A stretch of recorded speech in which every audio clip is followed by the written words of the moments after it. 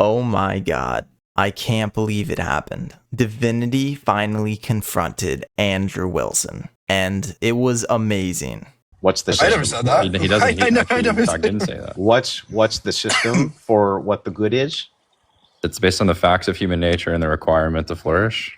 Divinity isn't saying the good is whatever people feel it is. The good comes from what a human being needs to live and flourish. Even though divinity refers to survivability several times in the debate, he's really using it as a heuristic for flourishing. Survivability is the first step. Flourishing is the end goal. To flourish means living fully as the kind of being you are. This includes acting rationally toward goals, becoming independent, increasing productivity, having self-respect, maintaining long-term emotional satisfaction, and maximizing biological health. According to objectivism, the good is that which supports human life and flourishing. Is that something that is stance dependent? No. Okay, how would you demonstrate this with something which is stance independent? Yeah, the same way we demonstrate the principles proper to the life of a flower by scientifically investigating the nature of flowers and what their processes that sustain their life are. So, here's the main problem with objectivism. It doesn't solve traditional morality. It redefines it. Objectivism says flourishing is the good, and moral actions are those that lead to flourishing. But there's an obvious question it never answers. Why ought I do what is good? Full stop. Why must I flourish? Why must I choose life? This is why objectivism hasn't solved the is-ought gap. It already presupposes a value, that one ought to pursue life and flourishing. Can you demonstrate Eduardo's nature? Yeah, he's a human being. What is his nature? He's a human being. Oh, okay. That doesn't tell me anything. I'm a human being as well. Yeah, exactly. You have this. Yeah, you have a similarity of the moral requirements to live your life. You have. That's the part you haven't demonstrated. What's the similarity of this? Hang on. How is this a requirement? How is it a requirement? Wait, how is what a requirement? How is it a requirement that we need more normative claims to live our life at all? Because what it consists of being a human being, the method in which human beings survive is by adopting systems of ideas and then implementing them into their action. That's how human beings survive. And the ideas that you implement are, in fact, those normative beliefs. That is why morality is a practical. Well, you're granting yourself an awful lot here. First, you need to demonstrate that we need any of these systems to survive. Go ahead. Yeah, so I mean, that's pretty obviously inductive, because if you take all of human history as the data sample and then you say, how is it that human beings were able to survive? Each and every single time they did something that sustained their life, they applied their mind to reality utilizing a system of ideas. Wait, hang on. I just want to make sure I got this right. So you're now making a claim that because humans do that, they should do that? Andrew's criticism here is correct. Humans using ideas to survive does not prove morality. It only proves humans need thought. I don't know what the hell Andrew was thinking arguing this point. He's just wrong. I think he's trying to save face. Tallness is a comparison based on size. It's an ordinal measurement. You're asking what's the particular quantification. Yeah, but if you say a person over there is tall, you're not making a comparison necessarily. You in fact are comparing them to the average person. Yeah, that's probably what you're doing. Maybe, but maybe not. That is in fact what the meaning of the term tall is. It's a comparison. Could be, but maybe not. What can you give me a use of the term tall that's not a comparison? Yeah, you're saying that you think I think that that this is tall. That's it. That what are you expressing when you say it does not necessitate? It does not necessitate comparison. What would you be expressing if you said it was tall if it wasn't a comparison? Whatever it is that your stance is trying to express.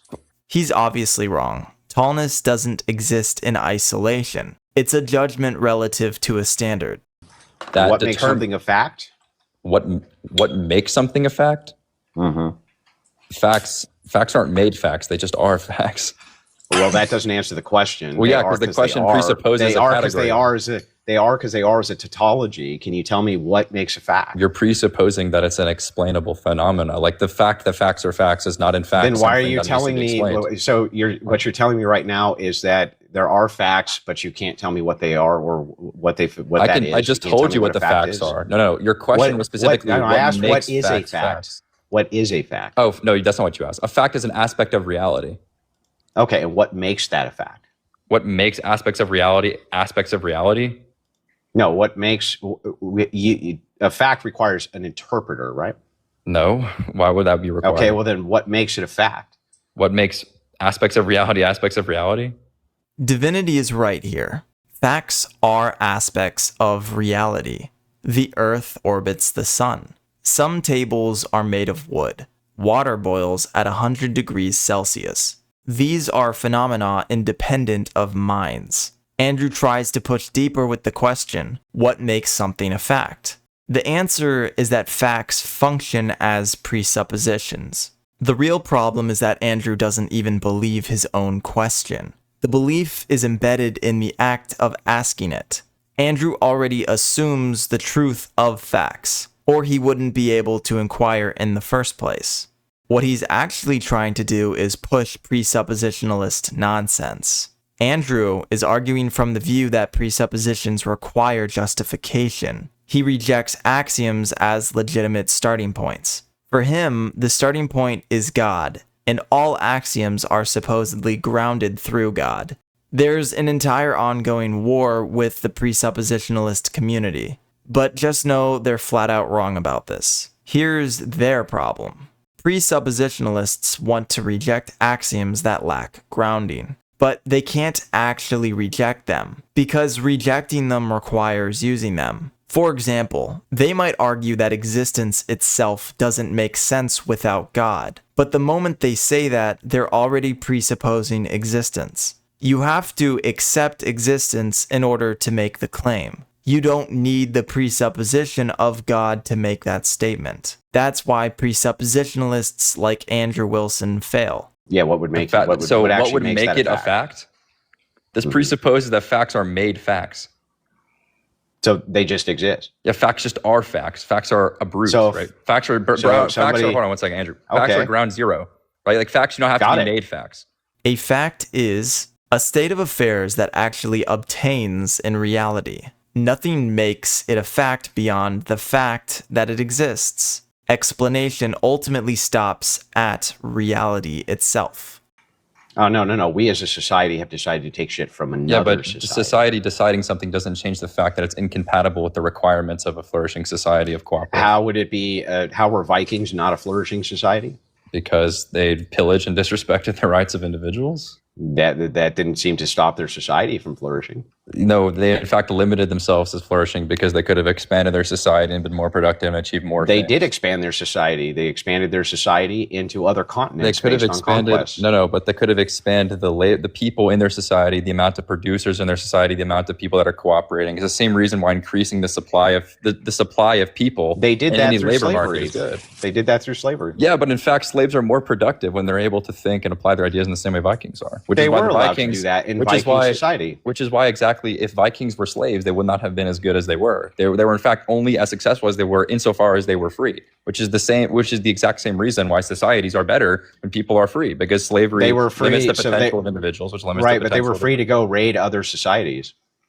Right, but you said that still has the same problem I just identified. No, it doesn't. They seem like they're flourishing fine. It seems to you that if you enslave somebody, they're just as productive and just as capable of promoting the society they're a part of? Sometimes I wonder why Andrew says the things he does. No, the Vikings were not a flourishing society, not even close. And coercive societies do not measure up to free ones. If by flourishing we mean maximizing biological health, wealth and resources, broad security, and emotional satisfaction for the residents of a society, then the Vikings absolutely did not flourish. This is one of the biggest mistakes people like Andrew make about economics, especially when looking at history. There were kingdoms and empires that appeared powerful and rich because of their conquests. But it's largely an illusion. In some ways, it's actually similar to centralized banking. These societies spent massive amounts of resources on battle equipment, food, and soldiers in order to extract resources from surrounding regions. But these things are not cheap. they would pour enormous resources into preparing for war, and only after a successful attack might they recover what they spent. If you think about it, it's similar to a business taking a massive loan just to start operating, hoping it will eventually earn back the loan plus profit. Large predatory societies did this at scale. They continuously funded a war machine, sometimes going into debt, and only recouped costs after the conquest. But notice what's happening here. This is not resource creation. It's resource consumption and destruction.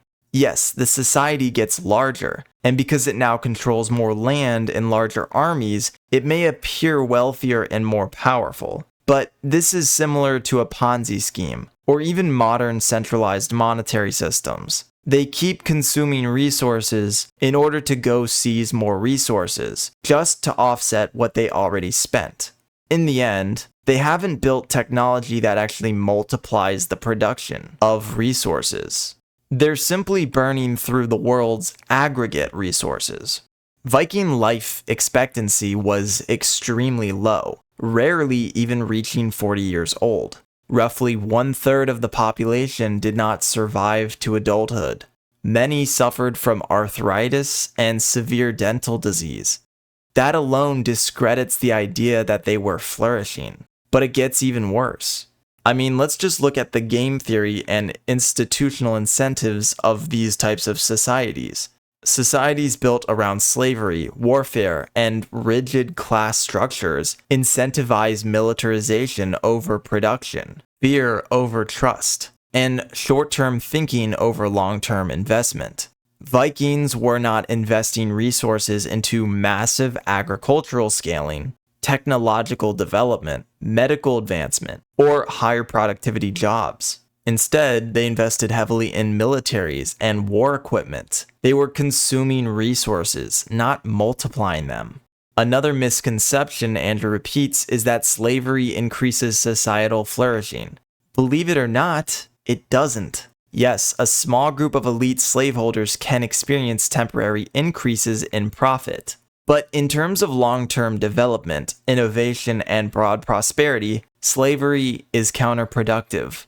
Slave economies are less competitive, less stable, and lower trust. And there's also the question of what Andrew even means by societal flourishing. Is he only measuring the elites who own slaves? Or is he including the entire society, the middle class, the lower class, and the slaves themselves? Slave markets crowd out free labor. They push ordinary people out of jobs and opportunities. Much like how large labor supply shocks can suppress wages by increasing competition for work. Except in slave systems, wages are driven toward zero, because labor itself is owned. That destroys opportunity for the majority of society while concentrating gains among elites. Power is not flourishing. Spoils are not production. Expansion is not well-being. A society with high infant mortality, low life expectancy, chronic pain, slavery, and constant violence is not flourishing. What was the question? Okay, my question was, do you understand that people are their most productive and most valuable when they are free to use their mind? No. You don't think that? Okay, cool. I mean, I don't know what to tell you. It would have to be demonstrated to me that that's the case. This is where Andrew starts sounding a little bit like a leftist. Free people are more productive and more innovative. Freedom increases competition, which drives information discovery, experimentation, and division of specialized labor, often without anyone consciously planning it. Capitalism is essentially a voluntary hierarchy, where people sort themselves into roles that best utilize their skills. There are thousands of jobs, and people choose the ones they find the most valuable or rewarding. Businesses then decide whether a candidate produces more value than they cost. Multiply this process across millions of people and firms, and you get a system so complex that no single person or institution could possibly calculate all the interactions. Competition scales to extreme levels. As the economy grows, businesses must constantly improve or they die. Workers must improve or they lose their jobs. This pressure forces extraordinary efficiency. Businesses track every dollar, cut waste, and adopt new technologies that increase productivity. No other system can match this level of complexity, resource multiplication, and continuous improvement in goods and services. So the Native Americans, when Europeans colonized this area and essentially took them all out, how is that contrary to European survival again? The Europeans, in fact, could have lived more productive lives if they had utilized the cooperation of the natives. Prove it. I just told you, the economic principle of the increase of labor, increase of their productivity is one such example. Andrew isn't actually this stupid. He's just taking a really dumb position to challenge the worldview of collaboration versus pillaging. As it turns out, killing a people group and taking their stuff is a worse strategy for flourishing. In the short run, conquest can benefit military groups. That much can be granted. But this is the problem with authoritarians like Andrew. They only evaluate systems in the short term. The truth is that people are often more valuable alive than dead. Destroying a population that holds locally valuable knowledge, labor, trade, capacity, and adaptive practices is usually a terrible long-run economic strategy, even if it produces immediate land or spoils. Most people underestimate the economic value of other people. For example, compare killing someone and taking their stuff versus working with them. Well, killing them yields their stuff, and also you don't have to feed them. So those are the positives.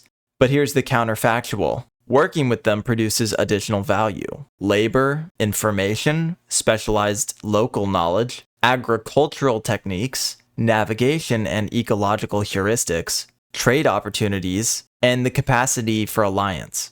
Indigenous peoples of the Americas had already domesticated some major crops like maize, beans, squash, potatoes, and tomatoes, and they possessed region-specific knowledge of land use. That kind of knowledge is extremely valuable for any system trying to multiply resources. So when you kill producers and knowledge holders, you destroy several forms of capital: human capital, cultural capital, institutional capital, and local ecological knowledge. Then there's the cost of conquest itself. War is expensive, even when it works. You have to pay for arms, horses, food, transport, labor time, administration, risk of injury and death, retaliation costs, long-term policing costs. And it damages future production by turning potential trading partners into enemies or corpses.